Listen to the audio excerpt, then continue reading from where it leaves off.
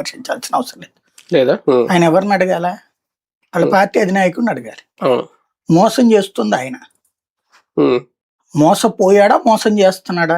రేపు పొద్దున ఎప్పుడన్నా తిరగబడి వాళ్ళతో గొడవ అయినప్పుడు ఇవన్నీ చెప్తాడు ఆయన. అంటే కూటమిలో చేరి మోసపోయారని ఎందుకు అనుకోకూడదు? ఈయన మోసం చేస్తున్నాడని ఎందుకు అనుకోకూడదు? ఇప్పుడు చంద్రబాబు గారు వేదిక మీద ఇద్దరు కూర్చున్నారు. మనం 21తో సర్దుకుంటున్నాం.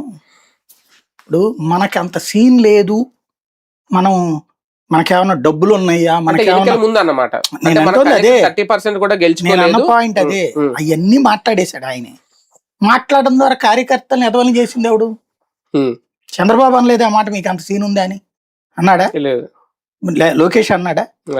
మనకు అంత సీన్ లేదురా బాబు, మనందరం డబ్బులు ఖర్చు పెట్టలేము, మనం 10 కోట్లు తెప్పించుకోలేము, మనకు కనీసం కుల ఓట్లు లేవు, మనకు సీన్ లేదు అని చెప్పింది ఆయన.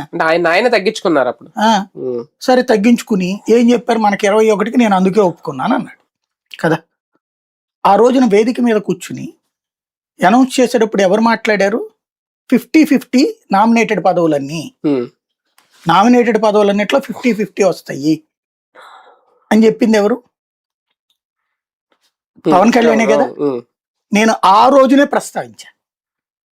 ఈయన చెప్తున్నాడు పక్కన చంద్రబాబు నోరు మీద పట్టలేదని.